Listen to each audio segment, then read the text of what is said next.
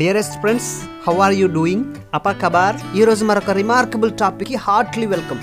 మానవ చరిత్రలో సాధారణ మానవులు అందరూ సహజ సిద్ధంగానే దేవుడు ఉన్నాడని నమ్ముతారు. కానీ కొందరు విపరీతమైన మనసు గల వ్యక్తులు దేవుడు ఉన్నాడని నమ్మరు. మరియు వారు దేవుడు ఉన్నాడా, ఉంటే ఎందుకు ఆయనను ఎవ్వరు చూడలేదు, ఆయన ఎందుకు ఎవ్వరికి కనిపించలేదు అని వాదిస్తారు. దీనికి సమాధానంగా దేవుని ఉనికి మరియు ప్రత్యక్షతను గురించి 2 భాగాలలో మనం నేర్చుకుందాం. ఒక వ్యక్తి దేవుడు లేడని అంటే దానిని రుజువు చేయడానికి ఆ వ్యక్తి విశ్వంలోని ప్రతి మూలకు వెళ్లాల్సి ఉంటుంది మరియు ప్రతి రాయి కింద వెతకాలి, దేవుడు ఆ రాళ్ల కింద కూడా లేడని చెప్పడానికి. కానీ ఆ సమయంలో ఒక గ్రహంపై ఆ వ్యక్తి దేవుని కొరకు వెతుకుతూ ఉన్నప్పుడు దేవుడు మరో గ్రహంపై ఉండవచ్చు కదా.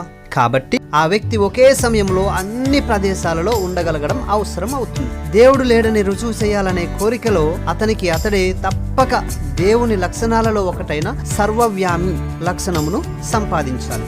అంటే ఒకే సమయంలో అన్ని ప్రదేశాలలో ఉండగలగడం. దేవుని వాక్యంలోని మొట్టమొదటి వచనంలోనే ఆదియందు దేవుడు భూమాకాశములను సృజించెను అని రాయబడి ఉంది. ఆదికాండం 1వ అధ్యాయము 1వ వచనం. ఈ వచనం ద్వారా దేవుడు ఈ సత్యాన్ని అందరూ అంగీకరించాలని ఆశిస్తున్నాడు. ఎబ్రీ పత్రిక 1వ అధ్యాయము 1 నుంచి 4 వచనాలు స్క్రీన్ పైన కనపడుతున్నాయి. ఆ వచనాల ప్రకారము దేవుడు తనను తాను మానవాళికి తన వాక్కు ద్వారా బయలుపరుచుకున్నాడు. ఆ వాక్యమును దేవుడు అనుగ్రహించినదిగా భావించి మనం తప్పక విశ్వాసముతో అంగీకరించాలి. కీర్తనలు 14వ అధ్యాయము 1వ వచనం. దేవుడు లేడని బుద్ధిహీనులు తమ హృదయములో అనుకొందురు. మరో వచనంలో ఇలా రాయబడి ఉంది. యాకోబు పత్రిక 2వ అధ్యాయము 19వ వచనం. దేవుడు ఒక్కడే అని నీవు నమ్ముచున్నావు, అలాగు నమ్ముట మంచిదే, దయ్యములను నమ్మి వణకుచున్నవి. దేవుని ఉనికిని గురించి ఇంకా కొంచెం స్పష్టంగా నేర్చుకుందాం. యోహాను సువార్త 4వ అధ్యాయం 24వ వచనం. ఈ వచనం ప్రకారం దేవుడు ఒక ఆత్మ.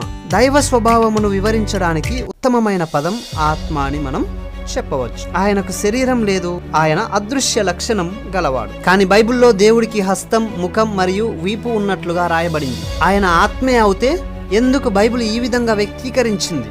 వీటిని మనం ఆంథ్రోపోమోర్ఫిజం అని అంటాం.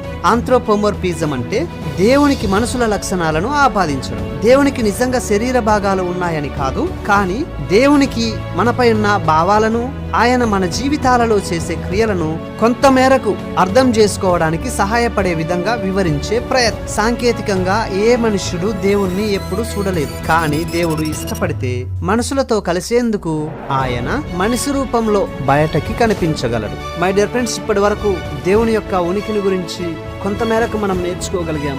పార్ట్ 2లో చాలా విషయాలు మనం నేర్చుకుంటాం. కాబట్టి దయచేసి పార్ట్ 2ను ఖచ్చితంగా చూడండి. Thank you so much for watching this video. God bless you.